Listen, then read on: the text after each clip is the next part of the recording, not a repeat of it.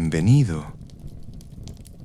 Si estás aquí ahora, probablemente hayas tenido un día largo y necesites un poco de tiempo para descansar. Recuéstate cómodamente, ralentiza tu respiración y siente cómo se relajan tus hombros. Si estas historias te ayudan a dormir, puedes suscribirte al canal. Así, cada noche, una nueva historia te estará esperando aquí. Ahora no necesitas hacer nada, solo escucha y lentamente déjate llevar hacia el sueño. El último viaje del barco perdido. Aquella noche, el mar nunca había estado tan silencioso. Incluso las olas parecían contener la respiración. Era noviembre de 1872, y en medio del océano Atlántico, en un punto incierto, el barco llamado Dei Gratia continuaba con su rutina. El capitán David Reed Morehouse estaba de pie en la cubierta, escrutando el horizonte. El viento era ligero, el mar estaba en calma. Todo era más normal de lo normal. Quizá por eso, cuando notó aquel barco, la inquietud en su interior se profundizó aún más. A lo lejos, sobre el agua azul intenso, aparecía un velero a la deriva. Sus velas medio desplegadas, sin rumbo, se deslizaba sin propósito alguno. Morehouse tomó sus prismáticos y comenzó a examinar el barco. Algo no estaba bien. El barco no estaba bajo control, pero tampoco se había hundido. Simplemente estaba vacío. Una sensación interior le susurraba que aquello no era una situación ordinaria. Señor DeVoe, llamó al primer oficial. ¿Ve ese barco? Oliver DeVoe también dirigió sus prismáticos hacia allí. Observó en silencio. Tenía años de experiencia, pero nunca había visto una escena así. Luego asintió con la cabeza. Lo veo, capitán, pero algo no está bien. Morehouse asintió. Nos acercamos. Preparad el bote. El Dei Gratia se aproximó lentamente al barco misterioso. El viento soplaba suavemente, hinchando las velas, pero en la cubierta del barco no había ni un solo movimiento. No había nadie. Era como un barco fantasma, de esos que solo se escuchan en las historias, pero esto era real. 2 horas después, DeVoe y 2 miembros de la tripulación, John Wright y John Johnson, subieron a la cubierta. El sonido de sus pasos resonó sobre la madera húmeda. El silencio resultaba ensordecedor. El barco seguía balanceándose de manera enigmática, danzando con las olas, pero no había señales de vida en su interior. DeVoe caminó hacia la proa del barco. Allí leyó el nombre grabado con letras doradas: Mary Celeste, New York. «Conozco este barco», dijo en voz alta. «Es el barco del capitán Benjamin Briggs, un viejo amigo del capitán Morehouse». Wright miró a su alrededor. «¿Pero dónde está la tripulación?» Esa era la pregunta. ¿Dónde estaban las 10 personas? Benjamin Spooner Briggs, un hombre a quien Morehouse había conocido años atrás y al que respetaba. Tenía alrededor de 40 años. Era un capitán experimentado. Viajaba de Nueva York a Génova junto con su esposa Sarah Elizabeth Briggs y su hija de 2 años, Sofía Matilda. Había otros 7 tripulantes a bordo. El primer oficial, Albert Richardson, el segundo oficial, Andrew Gilling, 4 marineros y el cocinero del barco. En total, 10 personas, todas desaparecidas. DeVoe examinó la cubierta con atención. El timón estaba a la deriva. Las barandillas del lado de estribor estaban ligeramente dañadas. Las cuerdas estaban desordenadas, pero el propio barco estaba intacto. No había agujeros en el casco. No hacía agua. Las bombas funcionaban. La escotilla de la bodega estaba abierta. Eso era extraño. Los capitanes cerraban la escotilla incluso en medio de una tormenta. «Bajen, bajen», dijo DeVoe. «Busquen por cada rincón. Con cuidado». Wright y Johnson bajaron. DeVoe, en cambio, se dirigió hacia la cabina. Al abrir la puerta, el interior estaba tenue y silencioso. Había comida y agua. Provisiones para 6 meses estaban a bordo. Los barriles estaban llenos. La vajilla estaba en su lugar. Nada había sido robado.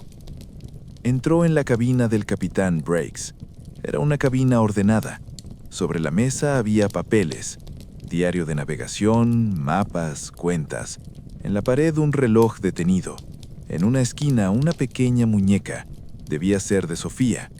DeVoe se agachó y la tomó. Estaba hecha de tela, con un vestido azul. Todavía estaba nueva, limpia. Un padre le había dado esa muñeca a su hija pequeña. Una madre quizá la había cosido, la había cuidado con esmero. Y ahora aquella muñeca estaba allí, en una cabina vacía, sin dueño. DeVoe tragó saliva. Revisó la cabina de su esposa, Sarah.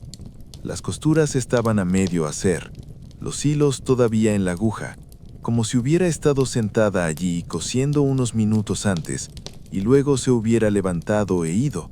Pero, ¿a dónde? Wright subió las escaleras.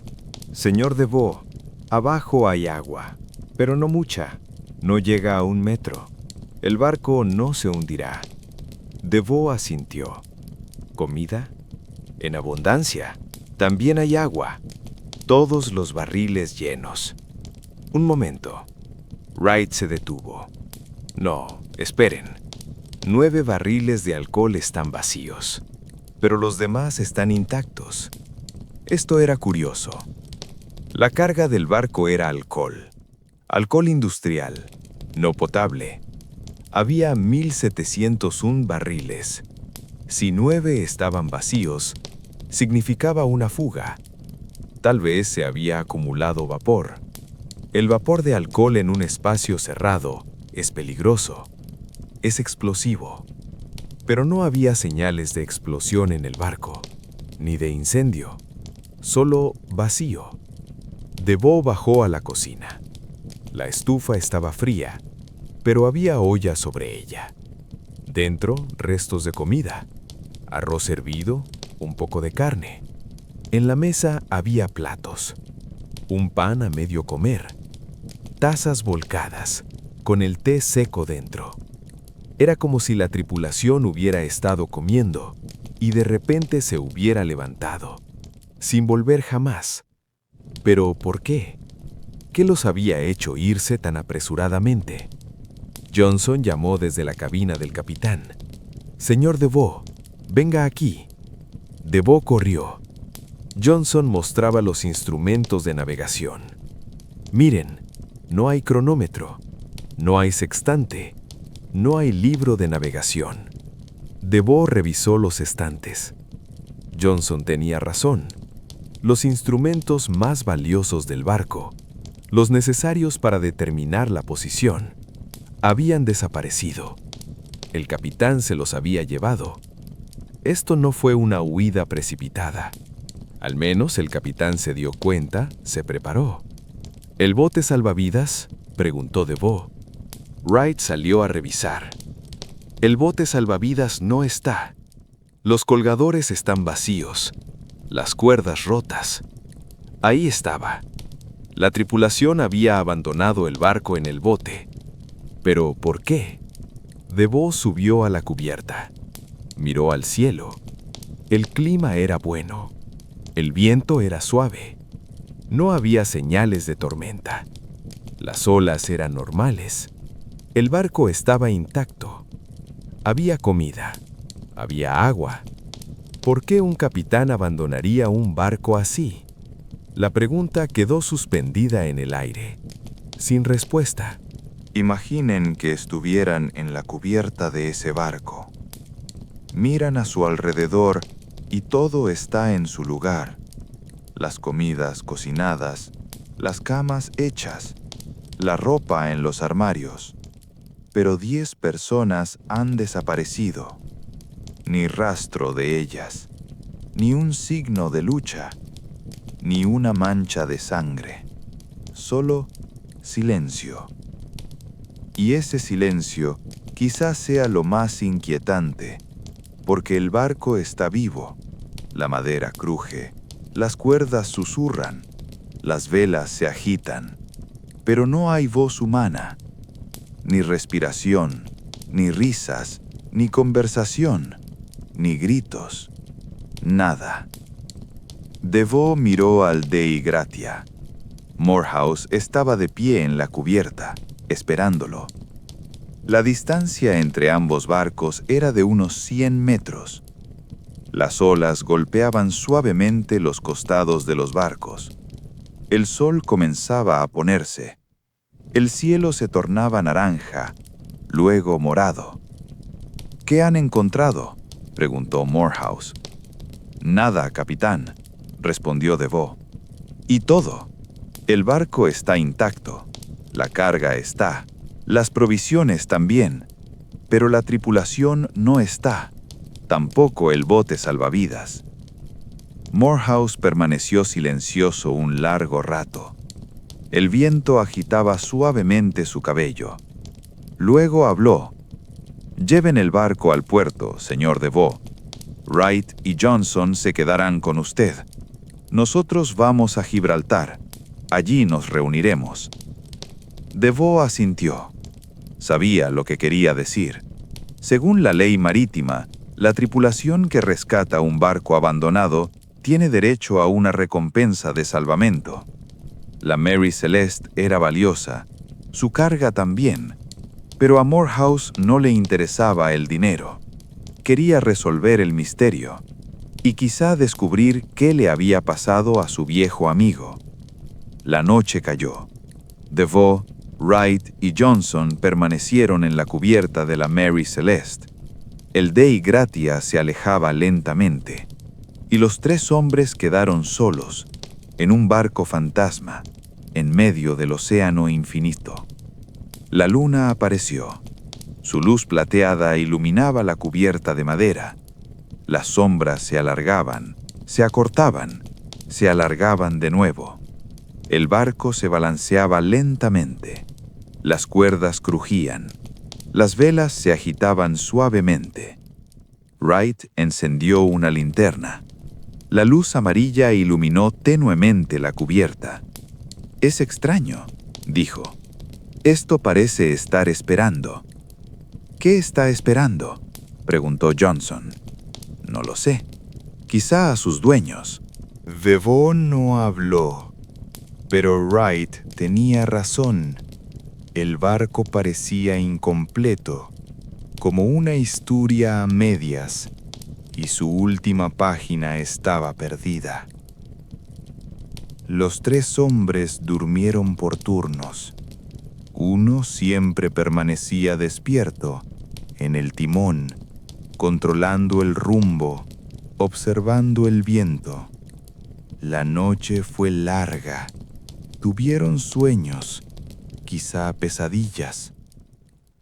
Cuando llegó la mañana, el sol volvió a salir.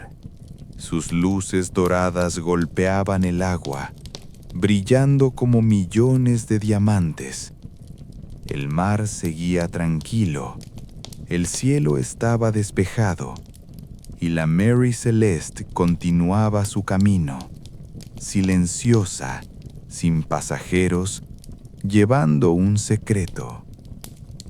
Los días siguientes transcurrieron de manera similar. DeVoe dirigía el barco. Era experimentado, conocedor. La Mary Celeste era un buen barco, fácil de manejar. Cuando el viento era suficiente, avanzaban rápido. Cuando el viento flojeaba, disminuían la velocidad. pero siempre avanzaban. Por las noches, los tres hombres conversaban. Hablaban sobre qué había pasado con la tripulación. Proponían teorías. «Quizá fue un ataque de piratas», dijo Johnson una noche. «Se llevaron a la tripulación». Wright negó con la cabeza. «¿Pero por qué no se llevaron la carga? ¿Por qué dejaron los objetos de valor? Quizá no tuvieron tiempo». «No», dijo DeVoe. «Si hubiera sido un ataque de piratas, habría sangre, habría señales de lucha, pero no hay nada. El barco está limpio». «Entonces, ¿qué pasó?». DeVoe no pudo responder. Nadie podía. Otra noche, Wright propuso otra teoría. Quizá la tripulación se rebeló, mataron al capitán, tomaron el barco y luego huyeron en el bote salvavidas. Benjamin Briggs era un hombre respetable. Elegía a su tripulación cuidadosamente. ¿Y por qué abandonarían el barco? Todo estaba allí. Quizá para ocultar un crimen. Pero ¿dónde están los cuerpos? ¿Dónde la sangre? De nuevo, preguntas sin respuesta. Johnson propuso la teoría más extraña. Quizá fue algo sobrenatural. Quizá surgió una criatura del mar y se los llevó a todos. Wright se rió. Tonterías. Los monstruos marinos son cuentos. Pero hay cosas que no podemos explicar. Siempre hay cosas inexplicables. Eso no las hace sobrenaturales. DeVoe intervino. Debe haber una explicación lógica. Quizá fue el vapor de alcohol. ¿Saben? 9 barriles se vaciaron. Tal vez el capitán abandonó el barco por miedo a una explosión. Pero ¿por qué no regresaron? Quizá la cuerda se rompió. Quizá perdieron el barco. Esa era la explicación más lógica, pero no era definitiva. Nada era definitivo. El cuarto día se acercó una tormenta. El cielo se oscureció, las nubes se amontonaron, el viento se fortaleció, las olas crecieron. El Mary Celeste comenzó a balancearse. Primero suavemente, luego con violencia. «¡Bajen las velas!», gritó DeVoe. «¡Rápido!». Wright y Johnson soltaron las cuerdas. Las velas bajaron con estruendo. El barco seguía balanceándose, pero de manera más controlada. Comenzó a llover. Primero gotas ligeras, luego un aguacero intenso. Los tres hombres se refugiaron en la cabina. Afuera la tormenta rugía. Los relámpagos rasgaban el cielo, los truenos ensordecían. El barco subía y bajaba con cada ola. «¡Nos hundiremos!», gritó Johnson. «No», respondió DeVoe. «El barco está intacto. Aguantará». Y aguantó. La tormenta duró horas. Continuó durante toda la noche. Pero el Mary Celeste era fuerte. Su casco de madera estaba sólido, las velas bajadas, el timón asegurado con bloqueo. Al amanecer, la tormenta había pasado. El cielo se despejó, el sol comenzó a brillar. El mar se calmó lentamente. DeVoe subió a la cubierta. Revisó todo. Los daños eran mínimos. Unas cuerdas rotas, unas tablas agrietadas, pero el barco seguía flotando. «Somos afortunados», dijo Wright. «No somos afortunados», corrigió DeVoe. «Solo tenemos un buen barco». Pero pensó para sí mismo. Quizá Benjamin Briggs también se había encontrado con una tormenta así. Tal vez había tenido miedo, no solo por él, sino por su esposa y su pequeña hija. Quizá abandonar el barco le pareció la opción más segura. Pero entonces, ¿por qué el barco seguía completamente intacto? El octavo día, aparecieron las costas de Gibraltar. Primero una línea borrosa, luego rocas claras, luego el puerto. El Dei Gratia iba adelante. Morehouse seguía la ruta correcta. La Mary Celeste entró lentamente al puerto. La gente se reunió en el muelle, mirando con curiosidad. Barco silencioso. Tripulación de 3 hombres. La historia se había difundido. Barco abandonado. Tripulación desaparecida. Misterio. DeVoe ancló. Wright y Johnson amarraron las cuerdas. El barco se detuvo. El viaje había terminado. Morehouse los recibió. ¿Hubo algún problema? Una tormenta, dijo DeVoe. Pero el barco es resistente. No hay daños. Bien, ahora vamos al tribunal. El Tribunal de Vicealmirantazgo, un tribunal marítimo, era un lugar serio. El juez Sir James Cochran era imparcial, pero meticuloso. Experto en derecho marítimo, sus decisiones eran firmes y justas. Morehouse y DeVoe testificaron.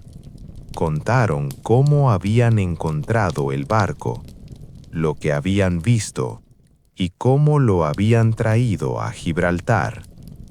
Cada detalle fue anotado. Cada pregunta fue hecha. Los funcionarios del tribunal examinaron la Mary Celeste de cabo a rabo. Frederick Sully Flood, procurador de la reina, fiscal del tribunal, era escéptico. No era un hombre honesto. Le gustaban las conspiraciones y juzgaba rápido. Este barco fue abandonado intencionalmente, dijo Flood. Quizá la tripulación se rebeló, o tal vez es un juego para cobrar el seguro. Morehouse se enfureció. Benjamin Briggs era un hombre honesto. Nunca haría algo así. ¿Pero tiene pruebas? Lo conocía. Eso es suficiente. En el tribunal no lo es. Flood afirmó que había manchas de sangre en la cubierta. Los expertos revisaron. Las manchas eran de alcohol y óxido, no de sangre. Flood dijo que los pasamanos de estribor habían sido cortados con un sable. Los expertos revisaron. Solo era daño por agua, no por espada. Flood insistió, pero no encontró evidencia, porque no había evidencia. No había crimen, solo misterio. El juicio duró varios días. Se llamaron testigos. Los expertos testificaron. Se revisaron documentos. Y finalmente se emitió el veredicto. Se otorga el derecho de salvamento de la Mary Celeste. La tripulación del Dei Gracia tiene derecho a la recompensa por rescate. Morehouse respiró aliviado, pero no estaba feliz, porque no había encontrado respuesta a la pregunta principal. ¿Qué le había pasado a Benjamin Briggs? La recompensa se pagó, pero mucho menos de lo esperado. El valor del barco era de unos $46,000. La recompensa normal de salvamento sería del 50%, es decir, $23,000. Pero el tribunal solo pagó $8,300. Las sospechas de Flood habían influido. Morehouse no había hecho esto por dinero, pero aún así era injusto. DeVoe, Wright y Johnson habían arriesgado sus vidas. Habían navegado 8 días en un barco fantasma. Habían enfrentado tormentas. Y la recompensa era ridícula. Pero así era la vida. No era justa. La Mary Celeste fue reparada y puesta nuevamente en servicio. Se nombró un nuevo capitán y se reclutó nueva tripulación. El barco volvió a navegar, pero la suerte no le sonrió. Entre los marineros se le conocía como el barco maldito. Conseguir tripulación era difícil. Nadie quería trabajar en ese barco, porque había un misterio, y los misterios incomodaban a la gente. El barco cambió de dueño varias veces. Cada propietario sufrió pérdidas. Uno quebró, otro se suicidó, otro fue arrestado. Y finalmente, en 1885, el último propietario, Gilman C. Parker, encalló deliberadamente el barco frente a las costas de Haití para cometer fraude de seguro, pero fue atrapado y llevado a juicio. Su carrera terminó. La Mary Celeste quedó allí. Las olas la destrozaron. El sol pudrió su madera. Pasaron los años y el barco desapareció lentamente. Pero su historia no terminó. Benjamin Spooner Briggs tenía 37 años cuando su barco desapareció. Nacido en Massachusetts, provenía de una familia de marinos. Su padre, Nathan Briggs, también era capitán. Su hermano, Oliver, también era capitán. El mar era su vida. Sarah Elizabeth Briggs tenía 31 años. Era bella, amable y culta. Amaba a Nathan Briggs. Tenían 2 hijos, Arthur Stanley y Sofía Matilda. Arthur se quedó en la escuela y no participó en este viaje. Solo la pequeña Sofía iba con ellos. Tenía 2 años, inocente y alegre. Albert G. Richardson tenía 28 años. Era el primer oficial. Experto y confiable. Briggs confiaba en él. Andrew Gilling tenía 25 años. Era el segundo oficial. Danés. Hablaba danés, pero su inglés era bueno. Había 4 marineros. Volkert y Buzz Lorenzen, hermanos de origen alemán. Arian Martens, holandés. Y Gottlieb Gutschall, alemán. El cocinero del barco era Edward William Head, el único estadounidense de la tripulación. 10 personas, 10 vidas, 10 historias, todas desaparecidas de repente. La Mary Celeste partió de Nueva York el 5 de noviembre de 1872. El clima era malo. Había tormentas. Briggs era un capitán cuidadoso. Esperaron. Permanecieron en el muelle durante semanas. Finalmente, el 7 de noviembre, zarparon. El destino era Génova. La carga era alcohol industrial, 1.701 barriles, provenientes de la refinería Fortuna. El comprador era una empresa en Génova. Era una carga ordinaria. El viaje comenzó normalmente. Briggs anotaba todo en su diario cada día: el clima, la posición, la velocidad, la dirección del viento. Rutina. 14 de noviembre. Buen clima, viento favorable, velocidad 8 nudos. 20 de noviembre. Se aproxima tormenta. Hemos reducido las velas. 24 de noviembre. El clima ha mejorado. Cerca de Azores. 25 de noviembre. Por la mañana. Última anotación. A 6 millas al este de la isla Santa María. Cielo despejado. Y luego, nada. Silencio. 9 días después, el Dei Gracia los encontró. ¿Pero qué ocurrió durante esos 9 días? Las teorías se multiplicaron a lo largo de los años. Todos propusieron alguna idea. Algunas tenían sentido, otras eran absurdas. Ninguna era definitiva. Teoría 1. Terremoto submarino. Tal vez hubo un terremoto bajo el mar. El temblor sacudió el barco. La tripulación entró en pánico y abandonó el barco. Pero no había daños en el barco. ¿Y por qué estaba tan ordenado después del terremoto? Teoría 2. Huracán. Tal vez llegó un huracán, pero los registros del clima mostraban que no hubo tormenta fuerte en esos días, y el barco estaba casi intacto. Teoría 3. Piratas. Tal vez piratas del norte de África atacaron, pero los objetos de valor permanecían en su lugar, y un ataque pirata habría dejado sangre. Teoría 4.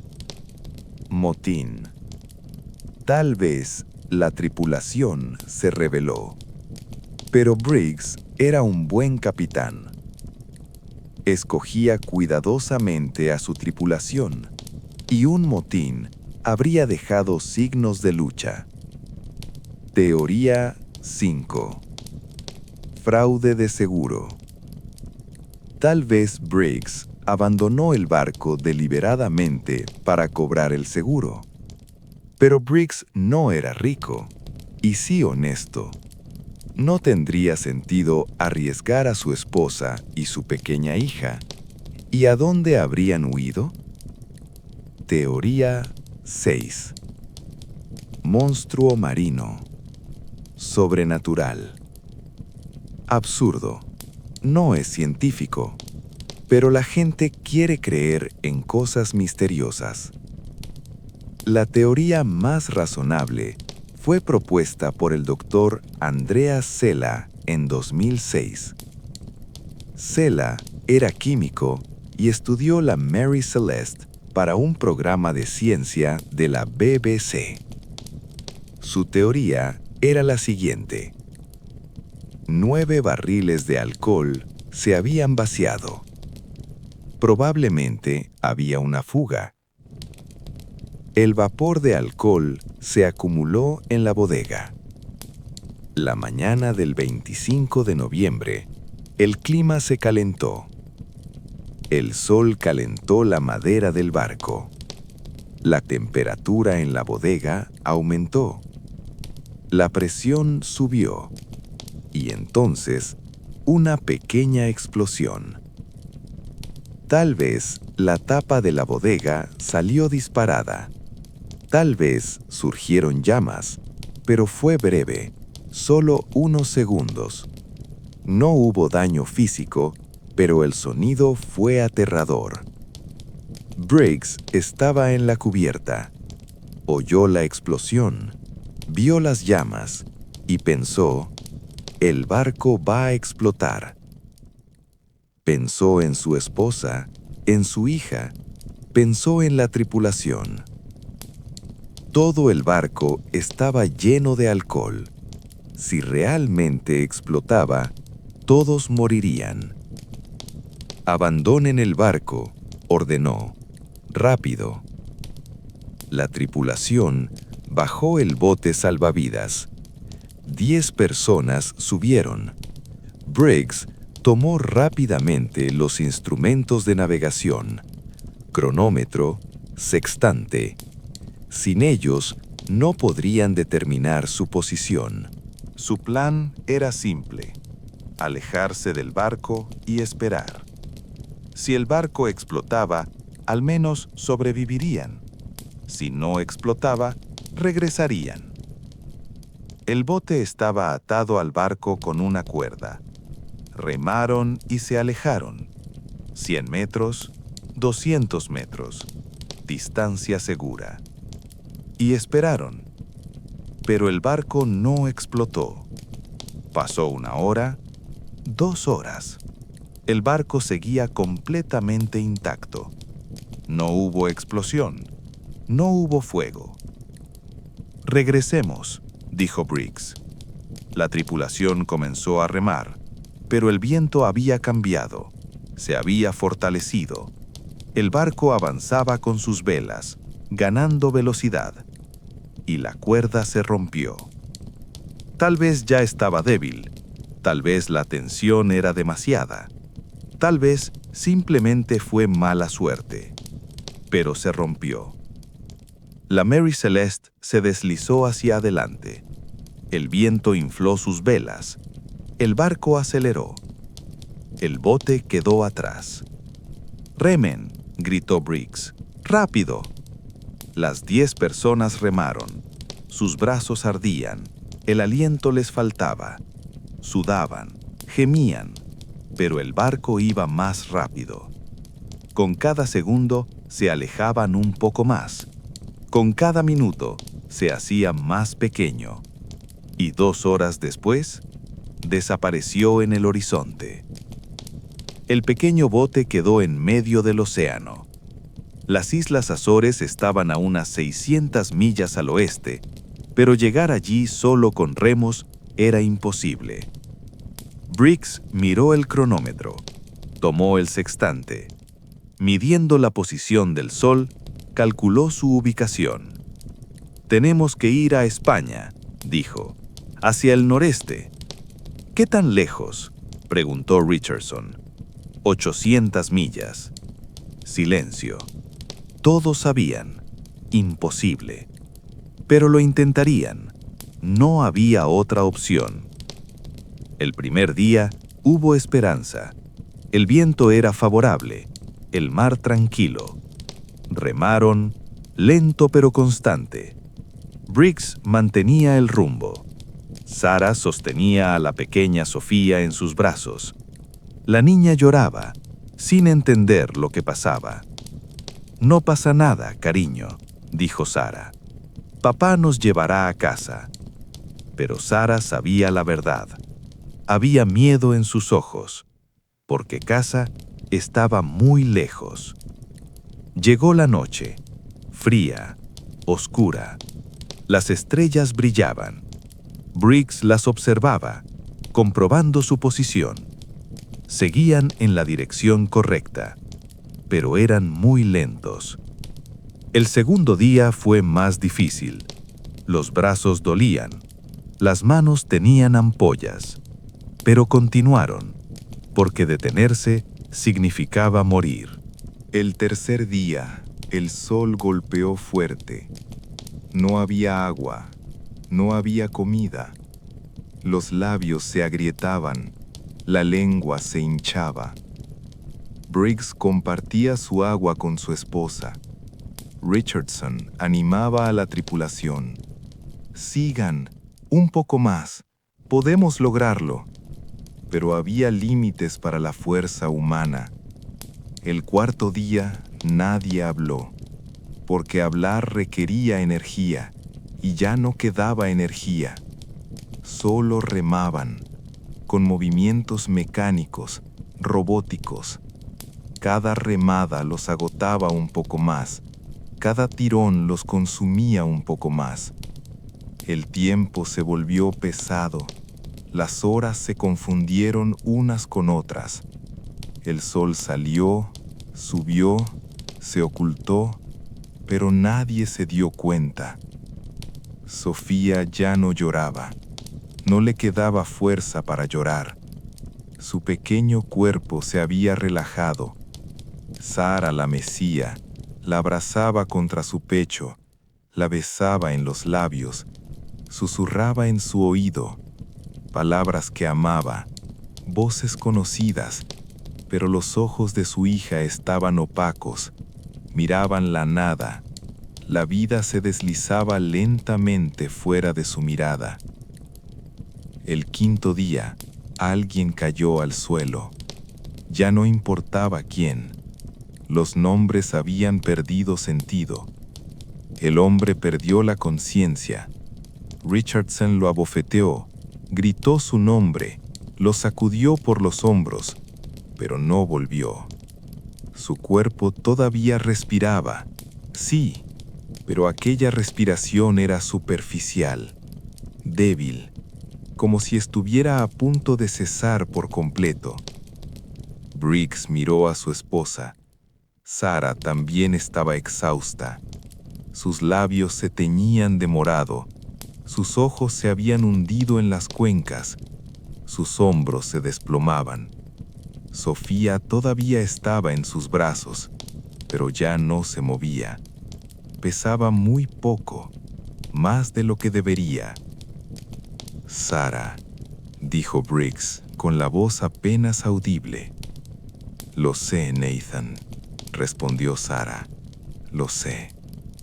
Lo siento». «No», dijo Sarah lentamente. «No fue tu culpa. Tomaste la decisión correcta». ¿Pero era realmente correcta? Si se hubieran quedado en el barco, tal vez habrían sobrevivido. El barco estaba intacto, había comida, había agua. No hubo una gran explosión, solo miedo. Pero en ese momento, en la intensidad de aquel instante, la explosión parecía real. Y un capitán, ante todo, debía proteger a su esposa y a su hija. El sexto día, cuando el sol alcanzó su punto más alto en el cielo, Sofía Matilda Briggs murió, en los brazos de su madre, en silencio, sin siquiera un suspiro, como si solo se hubiera quedado dormida. Tenía apenas 2 años. Sarah no gritó, no lloró, solo sostuvo a su hija, fuerte, durante minutos.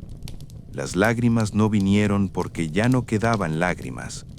Una parte de su capacidad de llorar se había agotado.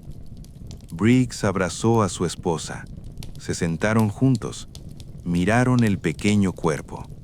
Parecía una muñeca vestida de azul, silenciosa, en paz, como si estuviera en armonía con el mar. «Dejémosla ir», dijo finalmente Briggs. «Que el mar se la lleve». Sarah asintió lentamente con la cabeza. Besó a su hija por última vez, en la frente, en las mejillas. Luego, con sus manos temblorosas, la dejó en el agua. El pequeño cuerpo se hundió lentamente. Las olas lo envolvieron. Y ella también se fundió con el mar. El séptimo día, otro murió. Arjan Martens, un marinero holandés, joven, fuerte, hombros anchos, manos firmes, pero sin agua, la fuerza no servía de nada. Sus ojos se cerraron, la cabeza cayó hacia un lado. Nadie tuvo fuerzas para levantarlo. Nadie tenía fuerzas ya. El octavo día murió Edward Head. Era el cocinero del barco. Antes su risa llenaba la cubierta y el aroma de su comida alegraba a todos. Ahora estaba en silencio, frío. Sus manos ya no tenían calor. El noveno día murieron los hermanos Lorentzen. Primero Bowes, horas después Volkert. Se abrazaron el uno al otro. Ni siquiera en sus últimos momentos se separaron. Los hermanos permanecieron juntos para siempre, en medio del mar. El 10º día murió Richardson. Su respiración era entrecortada. Abrió los ojos con esfuerzo y susurró: «Capitán, perdóname, no pude hacerlo». Nathan se inclinó. Su voz se suavizó. «Lo hiciste, Albert», dijo. «Luchaste bien». Pero Richardson ya no escuchaba. Se había ido. El 11º día murió Gilling, el segundo oficial danés. En su último aliento pronunció el nombre de su madre. Pensó en la mujer anciana que lo esperaba en Copenhague. Tal vez recordó su hogar, tal vez su infancia. Luego su voz se apagó. Ese mismo día murió Gutschall, alemán, hombre silencioso. Nunca se quejó, nunca gritó, solo remó hasta su último aliento. Y entonces solo quedaban dos, Nathan y Sarah. Se miraron. En el bote ya solo estaba su respiración. Eran 10, ahora solo 2. Te amo, dijo Nathan. Yo también te amo, respondió Sarah. El 12º día murió Nathan.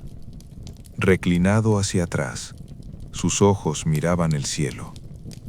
Tal vez veía las estrellas, tal vez su hogar, tal vez nada.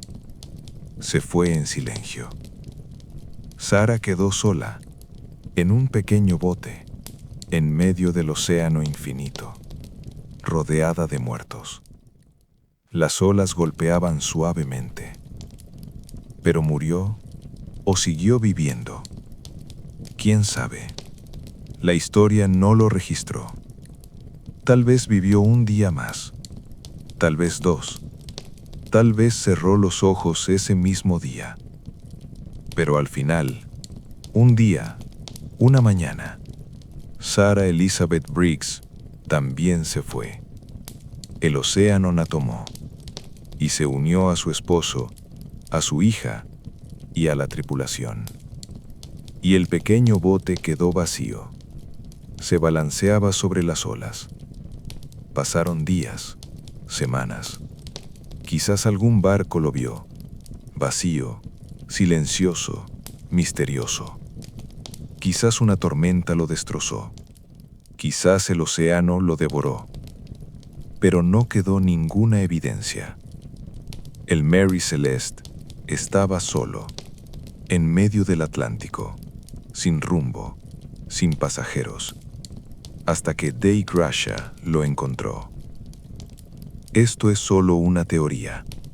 Quizás sea cierto, quizás no. Nadie lo sabe con seguridad, porque 10 personas murieron, y los muertos no hablan. Pero algunas noches, en medio del Atlántico, los marineros cuentan historias extrañas. En las tardes brumosas, cuando el viento se ha calmado y el mar y el cielo se mezclan, dicen que han visto un velero a lo lejos, sin rumbo, silencioso, como si ni siquiera el viento lo tocara. En su cubierta no hay nadie, ni un sonido, ni una luz, ni una señal. Y algunos juran que han visto figuras en la cubierta. Un hombre inmóvil al timón. A su lado, una mujer sosteniendo a su hijo en brazos. Sus rostros no se distinguen. Solo hay siluetas, del mismo color que la niebla, pálidas como el mar. ¿Son fantasmas? ¿Son huellas que los recuerdos dejaron atrás? ¿O son juegos de la imaginación durante noches sin sueño, mezclados con el sonido de las olas? ¿Quién sabe? El mar no responde. El mar no comparte sus secretos. Pasaron los años. El Mary Celeste cambió de dueño. En 1873, James Winchester recuperó el barco. Lo reparó, renovó las partes desgastadas y consiguió una nueva tripulación. El pasado del barco era oscuro, su suerte mala, pero aún así continuaron sus viajes. En 1874, mientras se dirigían a Trieste, el capitán murió. En los registros se anotó como causa natural. Sin embargo, los marineros hablaban en voz baja en la cubierta durante las noches. «Está maldito», decían. Nadie se atrevía a decirlo en voz alta, pero la idea se quedó en sus mentes. En 1880, durante un viaje a África Occidental, la tripulación contrajo fiebre amarilla. Con el paso de los días, sus fuerzas se agotaron. La fiebre aumentó. 4 marineros murieron. El Mary Celeste volvió a ser asociado con la muerte. En 1884, el barco pasó a manos de un nuevo propietario. Su nombre era Gilman C. Parker. Era de Boston, codicioso y no conocido por su honestidad. Parker aseguró el barco por un valor mucho mayor que el real. Luego cargó en él mercancía barata e inútil. En los documentos, sin embargo, esta carga aparecía como bienes caros y valiosos. El 3 de enero de 1885, frente a las costas de Haití, acercándose al banco Rochelaise, Parker puso en marcha su plan. Hizo encallar el barco a propósito. Su objetivo era que el barco se hundiera y así cobrar el seguro. Pero las cosas no salieron como esperaba. El barco quedó atrapado en las rocas, pero no se llenó de agua. Parker provocó un incendio. Sin embargo, la lluvia que caía lo apagó. Luego hizo agujeros en el casco, pero el Mary Celeste seguía flotando. Parecía obstinado, como si no quisiera morir. Finalmente, Parker se rindió. Dejó el barco a su suerte, pero la compañía de seguros sospechó. Se inició una investigación. La verdad salió a la luz. Se probó el fraude. Parker fue arrestado, llevado a juicio y declarado culpable. Su carrera terminó. Fue llevado a la quiebra. Meses después, al igual que la historia del Mary Celeste, la muerte de Parker también fue misteriosa. Algunos dijeron suicidio, otros ataque al corazón, y algunos solo susurraron una palabra: maldición. El Mary Celeste quedó entre las rocas. Las olas lo fueron deshaciendo poco a poco. Pasaron los años. La madera se pudrió. El metal se oxidó. Y finalmente, el barco desapareció. Pero su historia siguió viva. En 1884, antes de que salieran a la luz las historias del fraude de Parker, un joven escritor comenzó a interesarse por este misterioso barco. Su nombre era Arthur Conan Doyle. Este escritor, que más tarde crearía el personaje de Sherlock Holmes, en aquellos años basaba su imaginación en el silencio del Mary Celeste. Doyle escribió un relato corto titulado La Declaración de H. Habakkuk Jepson. En este relato, el nombre del barco aparecía con un pequeño cambio: Marie Celeste. Podía parecer un simple error de ortografía, pero este cambio afectaría el destino de la historia, porque lo narrado era completamente ficticio. Ataques de piratas, secuestros, conflictos dramáticos, escenas que nunca ocurrieron en la realidad, se plasmaron en las páginas con una narrativa intensa. Cuando el relato se publicó, despertó un gran interés. Era tan impactante que muchas personas no se dieron cuenta de que se trataba de ficción. Con el tiempo, lo contado se transmitió de boca en boca. A medida que pasaron los años, la historia real del Mary Celeste se entrelazó con la imaginación de Doyle. La línea entre realidad y ficción se desdibujó lentamente. Resultaba difícil distinguir qué había sucedido de verdad y qué había sido inventado. Hoy en día, muchas personas todavía creen que el Mary Celeste fue tomado por piratas. Sin embargo, esto no es cierto. Esa idea es la huella de un relato ficticio nacido de la pluma de un escritor. La verdad es mucho más silenciosa, mucho más simple, y quizá por eso, mucho más trágica. Porque algunas historias no terminan con ruido, sino con silencio. Los investigadores modernos todavía estudian este caso. Aunque pasen los años, las preguntas no desaparecen. Científicos del océano, historiadores, expertos en accidentes Todos persiguen la misma silenciosa interrogante entre las polvorientas páginas de documentos antiguos. Todos tienen una teoría, pero ninguna teoría puede devolver a aquellas personas que desaparecieron en la oscuridad de la noche. En 2007, Anne McGregor retomó este misterio. En el documental The True Story of the Mary Celeste, se probó una de las teorías más discutidas, la teoría del vapor de alcohol. Se construyó un pequeño modelo de barco. El vapor de alcohol que se escapaba de los barriles se encendió en un entorno controlado. Se produjo una pequeña explosión, visible, pero no destructiva. Ni el barco se rompió, ni se produjo un gran incendio.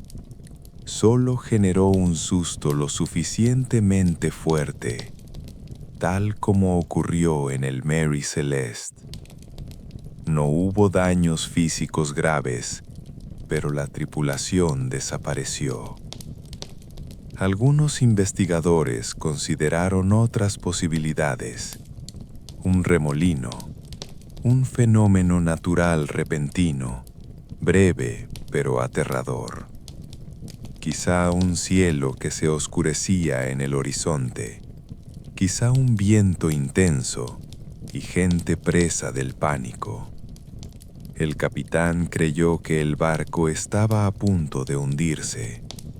La tripulación abandonó el barco apresuradamente, pero los objetos que quedaron atrás no confirmaban esta historia.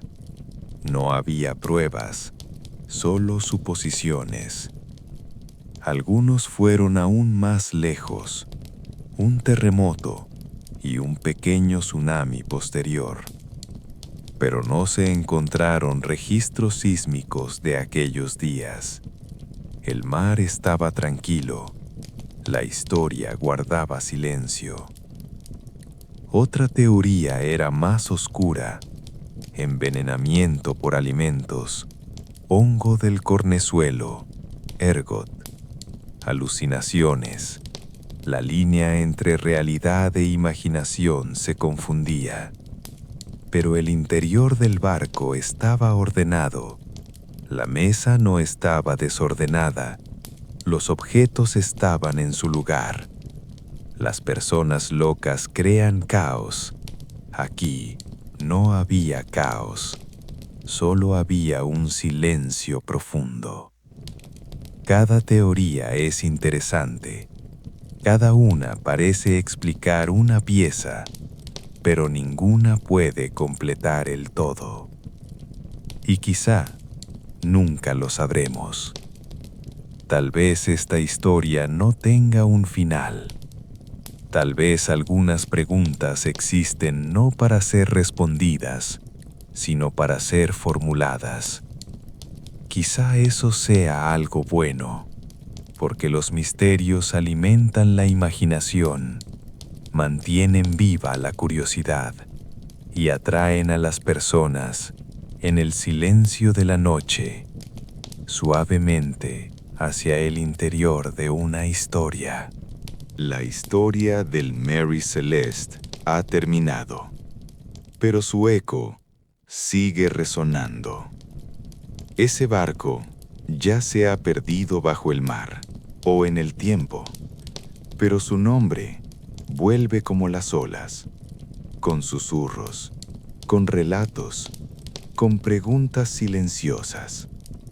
Se hicieron películas sobre él, se escribieron novelas, se compusieron canciones. Cada generación redescubre al Mary Celeste y cada narrador cuenta la historia con su propia voz. A veces esta historia es una tragedia, el duro precio de los errores humanos. A veces es un misterio oscuro, un secreto que se pierde entre la niebla. A veces se cuenta como un cuento escalofriante, pero sin importar la forma, siempre es fascinante. Porque el Mary Celeste no es solo un barco, es un símbolo, el símbolo de la fragilidad humana, del poder silencioso pero absoluto de la naturaleza y de la incertidumbre de la vida. Nosotros, los humanos, hacemos planes, trazamos mapas, soñamos, determinamos puertos seguros y emprendemos viajes. Pero a veces, la vida se desvía del plan. Soplan vientos inesperados, se acercan tormentas invisibles, se toman decisiones en un instante, y el resultado ya no está bajo nuestro control. El Mary Celeste nos recuerda esto. El control, la mayoría de las veces, es una ilusión. La seguridad nunca es completamente garantizada. Y a veces, por más cuidadosos que seamos, por más preparados que parezcamos, el misterio prevalece. Tal vez algunos viajes no se hacen para llegar a un destino, sino para ser recordados. Y ahora, mientras escuchas esta historia, mientras tu mente se va calmando, deja que las preguntas, sin buscar respuestas, se disuelvan en silencio. Porque la noche no se duerme con preguntas, sino con paz. Ahora, cierren los ojos. Tomen una respiración profunda. Imaginen ese barco. La cubierta está vacía. Las velas se mueven con el viento. Las olas golpean suavemente. El sol se está poniendo. El cielo pasa del naranja al morado. Hay silencio, pero no es un silencio absoluto, porque si escuchan, pueden oír sonidos a lo lejos. El rizo de un niño, jugando, feliz. El canto de una mujer, bajo, dulce, melancólico. El silbido de un hombre, en la rueda del timón, manteniendo el rumbo. ¿Son fantasmas, recuerdos o solo el viento? Quizá todo, quizá nada. Pero esta es la historia del Mary Celeste. Una historia al límite, donde la realidad y la imaginación, el conocimiento y el misterio se cruzan. Y a medida que la noche se profundiza y las estrellas se multiplican, la historia continúa. En las olas, en el viento, en el silencio, para siempre. Ahora, el sueño se acerca. Tu cuerpo se vuelve pesado. Tus ojos se cierran. Tu respiración se hace lenta. Y quizás en tu sueño veas un barco, viejo, de madera, hermoso, balanceándose en las olas, solo, pero en paz. Y en la cubierta ves a alguien, figuras indefinidas, tal vez una familia, abrazados, mirándose, sonríen, porque el viaje ha terminado, la búsqueda ha terminado, el hogar ha sido encontrado. El Mary Celeste finalmente descansa en el fondo del Atlántico, silencioso y en paz. Y las 10 personas, Benjamin, Sarah, Sofía y los 7 valientes marineros, ahora están juntos para siempre, bajo el mar, bajo las estrellas, en paz. Que tu sueño sea tranquilo, que tus sueños sean hermosos. Buenas noches.